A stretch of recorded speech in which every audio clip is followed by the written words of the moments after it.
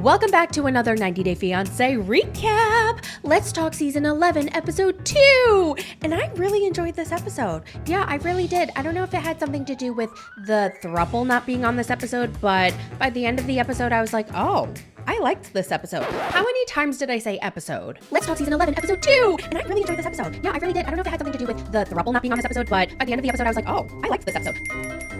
And do you guys notice something different about me? No, it's not my beautiful hairdo and the cute little bow on my head. It's something different. It's something else.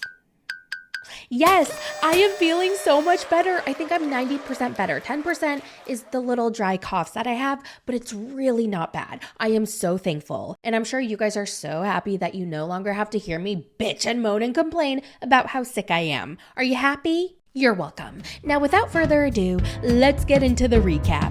It's a recap. It's a recap. It's a recap.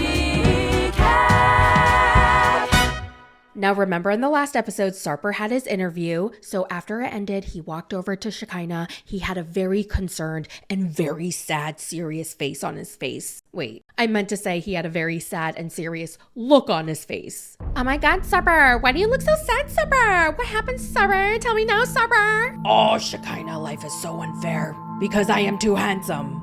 So watch out, American guys. Oh my God, Sarper! I'm so mad at you, Sarper! You scared the fuck out of me, Sarper! Ha ha ha ha ha ha ha! Shekinah, I am approved because I am so handsome. Oh my God, I'm so happy, Sarper. I know my face doesn't move right now, but Sarper, I promise you I'm smiling, Sarper. Sarper was so shocked that Shekinah's advice worked. She told him time and time again, you have to go into the interview and you have to be nice, okay? You can't be an asshole like you usually are. You have to sit there, you have to smile, you have to answer the questions nice and proper, okay? Be cutesy, be demure, okay?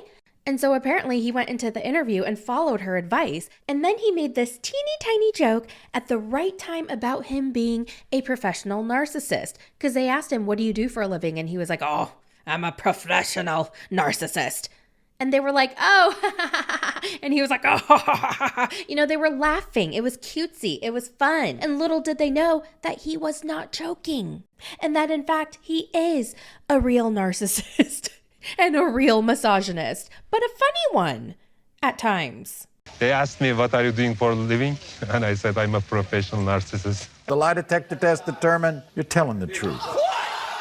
Now, he's really nervous to break the news to his parents. And also, he's realizing when he goes to America, he has to change everything. Everything is going to be new. He's going to have to find all new doctors and make all those new appointments. A general doctor, an eye doctor, a dentist, maybe a therapist, hopefully. And it sounds absolutely overwhelming and daunting, but he can do all of that on ZocDoc.com, the sponsor of today's video. Don't you hate when you have to call a bunch of different doctor's offices, check if they accept your insurance, and then you have to check if they accept new patients, and then you have to see when their earliest appointment availability is? It's a whole long, annoying process, but not with ZocDoc.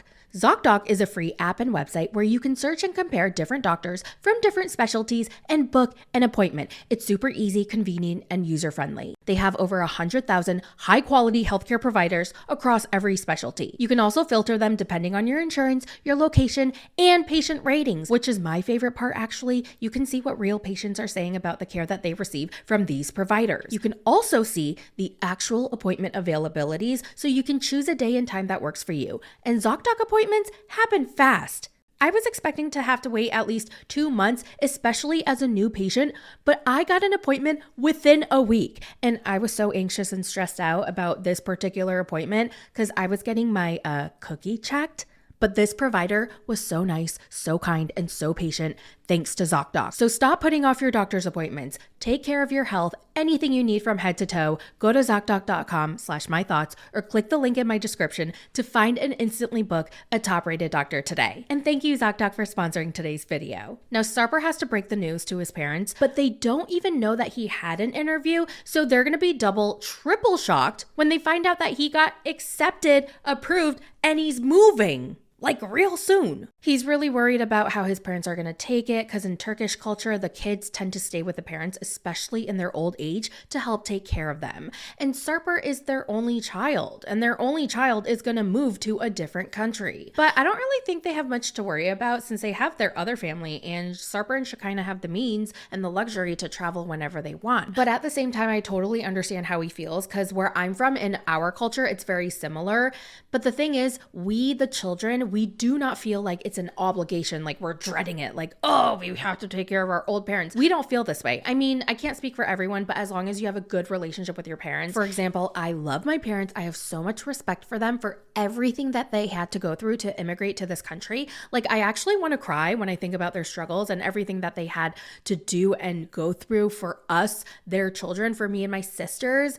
And oh my God, I'm literally getting teary-eyed just thinking about it. I just love them so much and I care about them so much. I want to do anything and everything that I can now that I'm an adult and I'm older and I can make money to give them whatever I can, to help them however I can. Honestly, one of my dreams is to buy a brand new house and have them live with me. The place that they live in is a townhouse and it's really tiny. It's really old and outdated.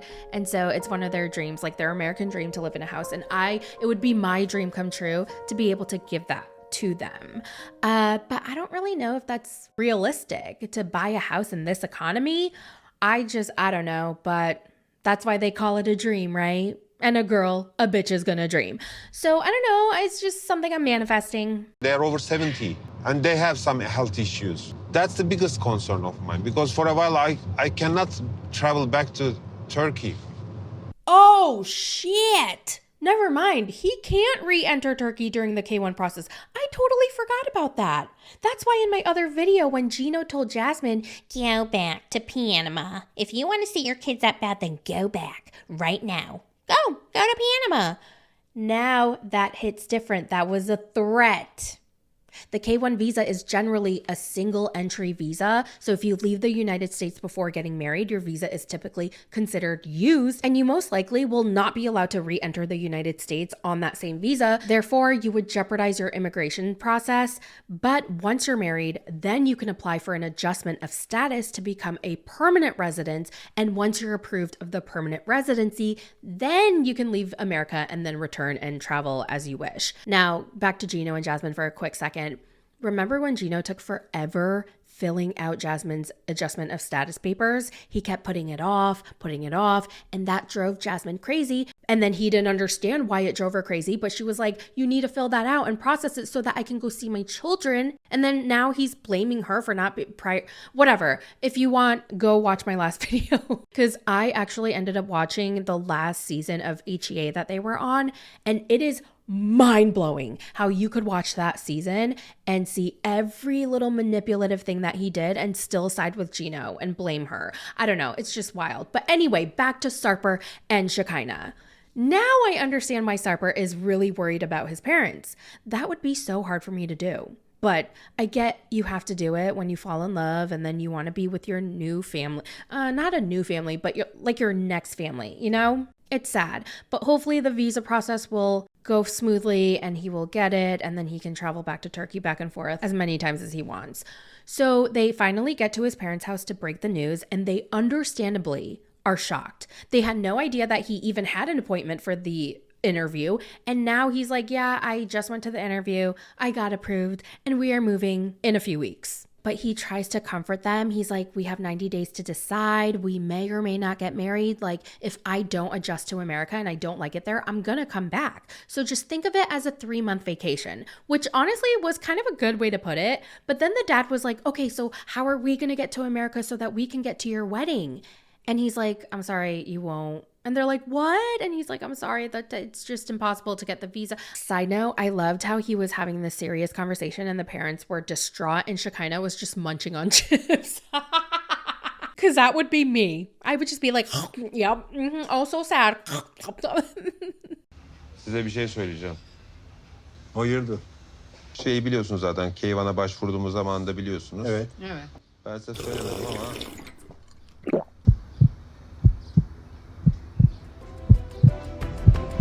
Sonuç onayladılar.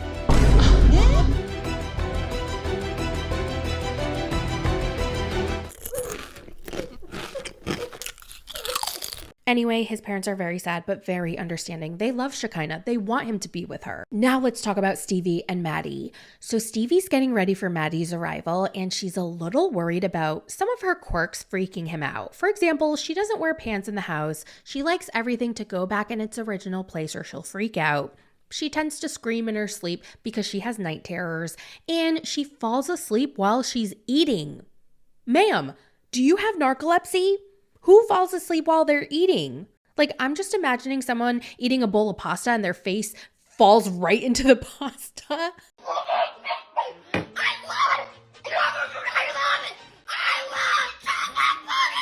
So it's time to pick him up from the airport. She drives 2 hours to get there. And apparently there's this long bridge that she has to drive over, and she hates driving over it. And it's making her queasy and nauseous and anxious. And yeah, I mean, I get it. I'm not necessarily scared of driving over bridges, but everybody has those little things that they're scared of, right? Like for me, when I'm sitting down in a random room, like suddenly I'll get this urge to hold on to my chair because I feel like the floor is going to fall through. What are some of your irrational fears or just something that you're scared of? Let me know down in the comments. Stevie hopes that Maddie is going to love America because he most likely won't be able to go back, given the circumstances between America and Iran. Because I do carry a lot of guilt knowing that he probably won't ever be able to go back to his home country. I'm just grateful that he's doing it, even though I know it's extremely hard. I'm just very hopeful that what we had for that week in Turkey will translate when he's here in the United States. Well, I hope so too, because apparently they only spent 1 week together in real life. Okay, so she gets to the airport with her welcome home sign, and I noticed his name was spelled differently, but we'll get to that later. We finally meet Maddie. He introduces himself by saying that he likes to just say that he's Persian because it sounds nicer than Iranian. My name is Maddie. I'm 27 years old and I'm from Iran, Tehran. Although I always try to introduce myself as Persian because it sounds like more friendly than Iranian. Oh, that made me sad. That made me sad because it really lets you know that he's very aware of the negative stereotypes and he's trying to protect himself from them, you know? Now, I don't know if I'm overthinking this or maybe it's just how he looks, but his eyes looked so sad to me. Maybe he was about to cry during the interview portion. Maybe he was extra emotional, but he just looked so sad. And it made me sad. Oh my God, it was kind of funny when he noticed her sign and he took it from her to look at it, but then she knocked it down. Oh my God, please just sit down. Just sit down. I love this. Just sit down. I really love this sign that Stevie has made for me. In Farsi, when you want to say someone belongs to you, you have to just use M at the end of their name. So she has written Mahdim, which is like my Mahdi. And that felt perfect. That's so cute. Damn, she's really shy. She was covering her face the whole entire time. She was blushing. She was squealing. She couldn't even look at him. She was covering her face not only from him a little bit, but from the cameras. Maddie is trying very hard to control his emotions when he talks about leaving his family, his country, and that there's a chance that he'll never see them again, but he's hopeful that someday he can go back. Oh, my heart just hurt for him. My very first impression of him is that he seems so sweet. He seems very nice. Stevie also seems very sweet and very nice. So together they make a very sweet and very nice couple. We'll see how things go in the next few episodes. I hope I do not eat my words, but I often do, so I wouldn't be surprised. But so far, they seem very lovely. Stevie drives Maddie to the hotel that they're going to stay at for the night, and he's amazed by everything that he's seeing outside in the city. There are bright lights, people are partying, they're walking freely, women are walking late in public wearing very little clothes, and he's just like, wow. Like in Iran, I have heard if the government find out that you're going to have a party which is not separated, they will arrest you. We have dress codes everywhere, and you cannot choose how you wear. Whatever you love, America gives you the best taste of that, and it's super cool to me. So they get to the hotel, they check in their room, and Maddie's sitting on the bed. And there's a window right next to the bed, and he's looking outside. He's just taking everything in, and there's an American flag waving outside of his window. And he's just kind of mesmerized by it. He's like, wow, this flag represents freedom, and I'm in the country of freedom, and it's so cool to see it up and waving freely like that because I'm used to people stomping on it and burning it.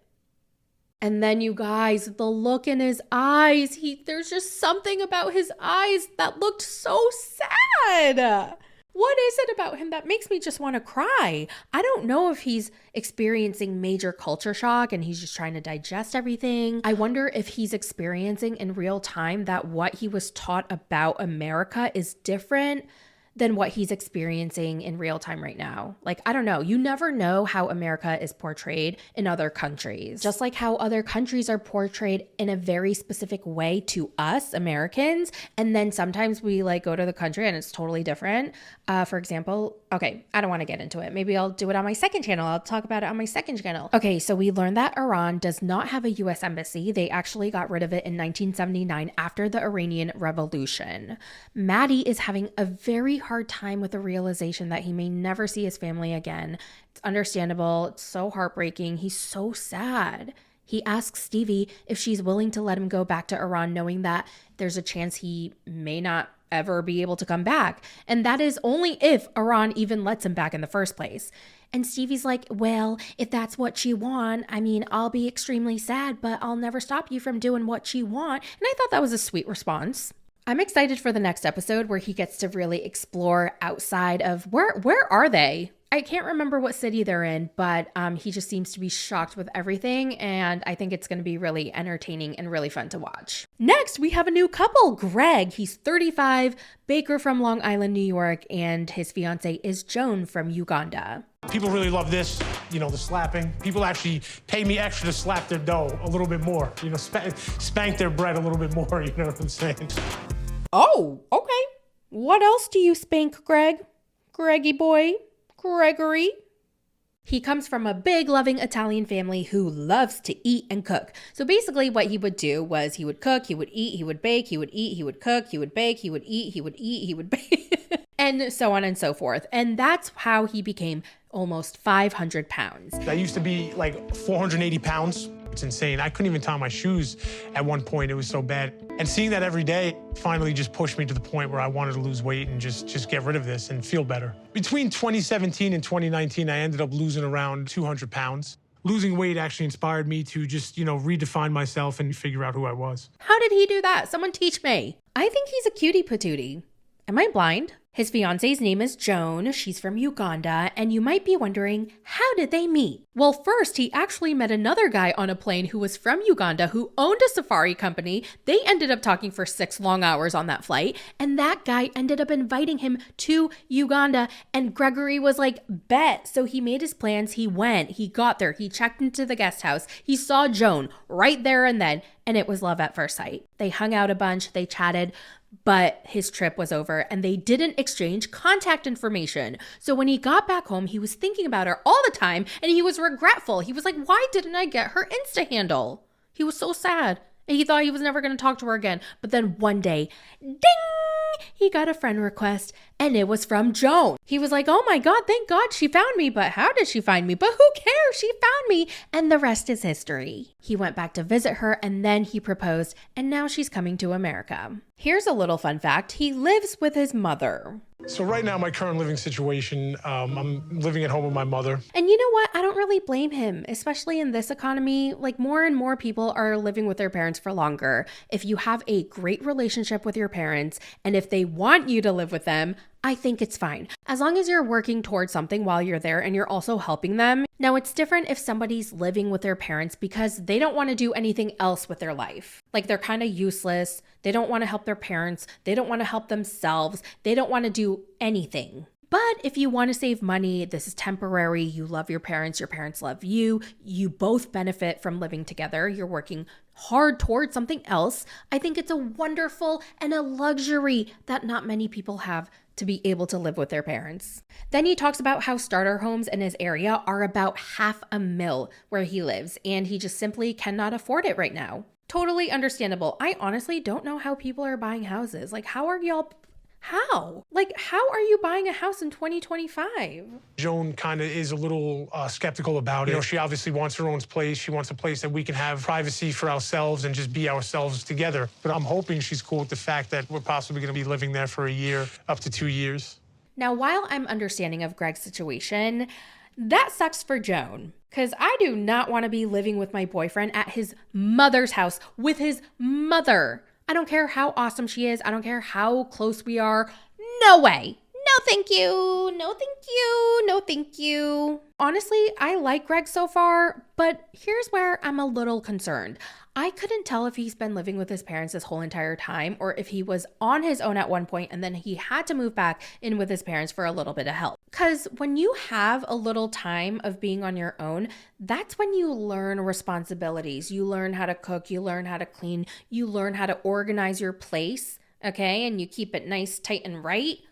But if he's never left his home, then obviously you can tell his mother loves taking care of his baby boy. So she's been doing everything. So he's never had to do that. And that is going to be tough to deal with for Joan. Now, a friend of mine had been living on her own for about 5 years and she moved out with her boyfriend who had always lived at home with his parents. So when they moved in together, y'all, the stories I heard of how she had to train him and how much work and effort it took to train him, the sweat, blood, and tears it took. No, thank you. No, there's no way in hell I'd be doing that. But love makes you do crazy things. Now, the good thing for her is her boyfriend was trainable. He was teachable. He was moldable. So he learned. Although it took him a very long time and he's still learning, but at least he tries and he got a lot better. Now, unfortunately for others, there are people who don't want to learn, who don't make the effort. They used weaponized incompetence to get you to do all the work. Anyway, back to Greg. So what I'm trying to say is I hope he's teachable. I think he is. But I think in the beginning, Joan is going to have to do a lot of the heavy lifting. You know, I like to have a nice meal cooked for him. If I'm doing my laundry, I'll go in his room and scoop everything, clean the bathroom upstairs, clean out his room when he leaves, put out the garbage, finish the dishes in the sink. Damn. So his mom does everything for him. I feel like the cooking I understand because, you know, she does the cooking anyway, so she cooks for the family. But there is no reason as to why he still needs his mother to do his laundry. Like, you're 35 years old and your mother is washing your crusty, dusty underwear? Greg and his mom go to their backyard to have some lunch together, and it's very obvious that they're very close, and I love to see it. But because they are very close, his mom is worried that he might get taken advantage of because he's a little bit naive and a little too nice. So she just wants to make sure that that doesn't happen. And then it gets a little uncomfortable when Joan asks Greg, would you consider sleeping in separate rooms? Because I don't want to hear y'all bang. Okay? I don't want to hear the kiki. And he's like, I understand where you're coming from, Mom, but I can't do that to her. We waited 7 months to be together, plus we're going to get married. So of course we want to sleep in the same room. Are you sure? There's a futon in the living room. And he's like, Ma. Now, I liked that Greg had the awareness to say that he does have to consider his mom's request because after all, he's living under her roof and he's not paying rent. So he's going to have to take her thoughts into consideration. He'll talk to Joan and see how she feels about it. He's also accepted the fact that if things get a little too uncomfortable between his mom and Joan, like if they start fighting, he's going to have to move out ASAP, even though it'll completely, absolutely drain his bank account. Now, I want to know what you guys think about this. Would you insist on sleeping in the same room with your fiance at your parents' house if your parents were uncomfortable with it? Like, I could never. I would do anything that my parents wanted. I'm in their house. It's their rules. All right, so now Greg goes over to his friend Laura's house for a fake plumbing issue she has. I don't know why producers can't just make it so that he's simply hanging out with a friend. Why do they have to make up this stupid story? All right? Because the friend sounded so uncomfortable and awkward saying, I have the issue over there by the dishwasher, I think. It was so obvious it was fake. So the dishwasher, right? So what is It's got the smell. It's a little smelly, huh? That could be a septic issue.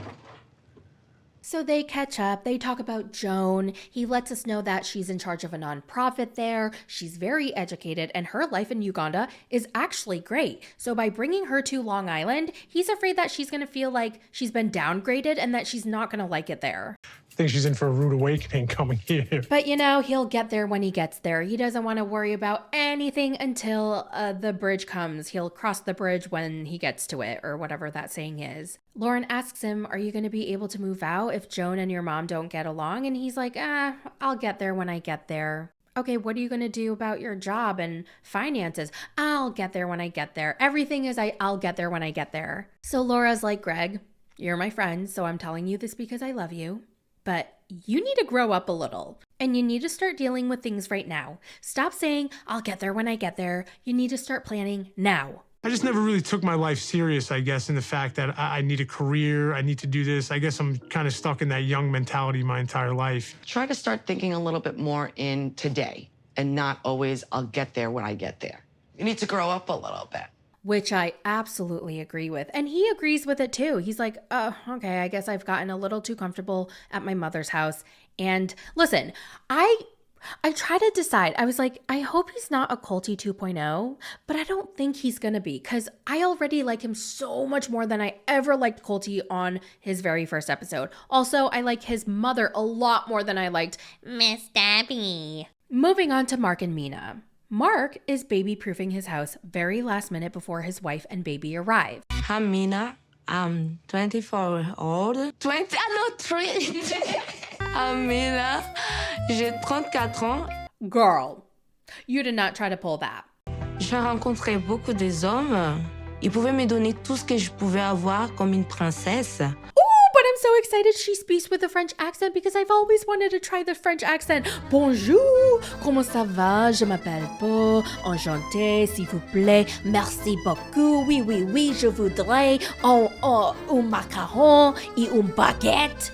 By the way, I learned French in high school, and that's all I can say. Yeah. Mina has a 9-year-old son, Clayton, from a prior relationship, but his visa application has been a little bit delayed. It's a little bit different, and basically his passport didn't arrive in time, so he has to stay with a family friend until his passport situation gets all situated so that he can finally come. If not, Mina's gonna have to go back to Paris, and then they're gonna have to start the K1 visa process all over again, and nobody's going to be happy about that. Mina makes it to America, but she's very, very sad that her son Clayton isn't with her.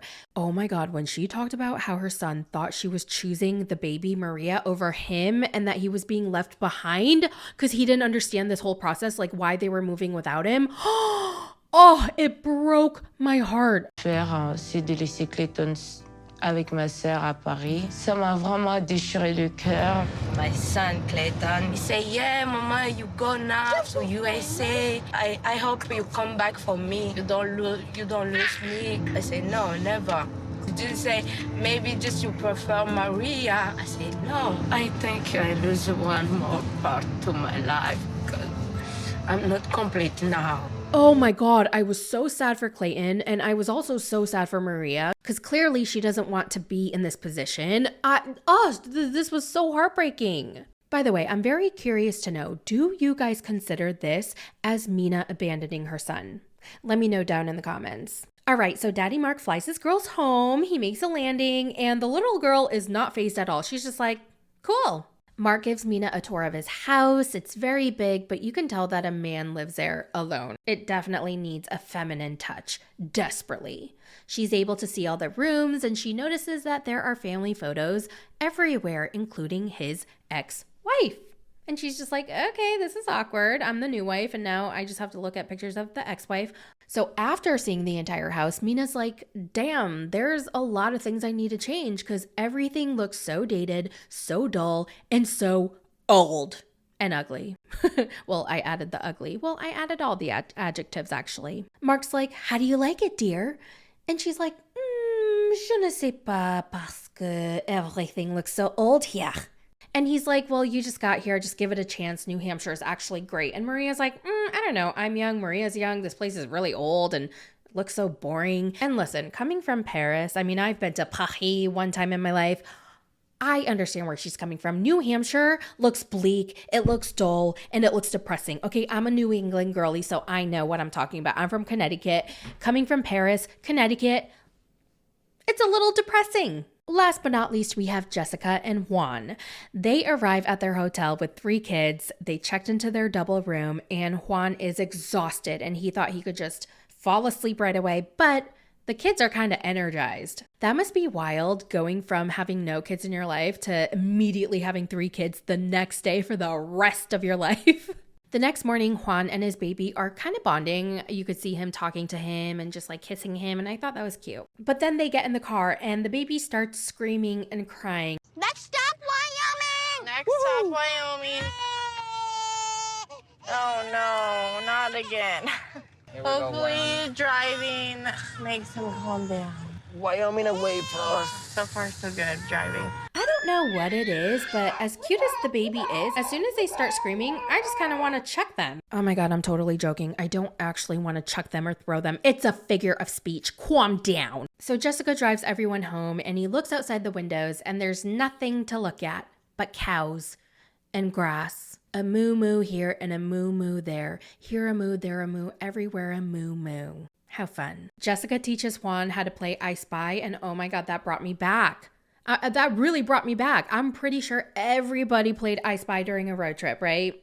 All right, so Juan gets to Jessica's house and he immediately notices all the word art on the wall. Why are there so many words? Why are there so many messages on the wall? She has a lot of things hanging around with sayings and messages. I don't have no problem with the messages, but I think there's a lot of messages that it might be too much, I think. Oh my God, this was so freaking hilarious. The inspirational words and quotes, should, would, could, no, I did. Oh my God, who puts that up on the wall?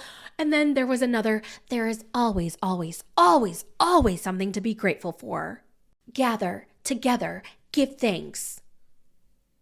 Oh God, and then there's another one that says, it's so good to be home. Oh God, Jessica. Oh my God, and it doesn't stop. Every turn, there's word art. Holy shit, how many word arts do you have? You literally need to grab maybe 25 of them and burn them. In the kitchen, there's a, blessed are those who wash my dishes. And then she has actual dishes that say things. Oh my God, I'm just waiting for the, but first, coffee sign. Then she takes him down to the basement where her bedroom is, and there's no door. No door, no privacy. And I get it from her point of view because she's a single mom. She's not dating. She has 3 kids. Well, she was dating him, but he wasn't, you know what I mean. She has 3 kids and she just wants her kids to have like easy access to her whenever they want, whatever they need. But Juan's home now. Daddy's home and he wants a door stat. It's like we're all sleeping in the same room. I mean, as a parent, which you'll soon learn, there's just not a ton of privacy. It's part of being a parent. All right. And that's it for the episode recap. Now, I know nothing really happened and it was kind of low key. It was kind of boring, some might say, but I enjoyed it. I enjoyed getting to know the new people, the new couples, seeing the old couples. And I think this is why I kind of liked not having the throuple, because they just seem out of place, because all these couples are genuinely in love. They are actual couples. I believe in their stories. But with the throuple, you kind of get the sense that they're just doing it for clout and for fame. And I don't know. They better be entertaining as hell. So we'll see in the next episode. And that's it for this recap. Let me know all your thoughts in the comments. And remember to visit my sponsor, ZocDoc.com, if you guys want to book any of your doctor's appointments. And thank you guys so much. By the way, did you guys know that I have a second new channel? It's called Poizzle. Or is it Poizzle? I haven't decided yet. But if you guys want to watch some vlogs and I talk about internet, social media, and just some random dumb stuff, if you guys want to subscribe to that, you can. It's called Poizzle.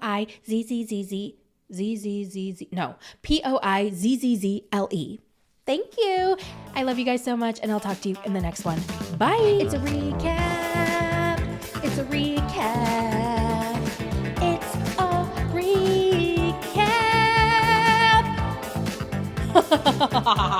Thank you. When I was sick, I couldn't hit that note, but thank you.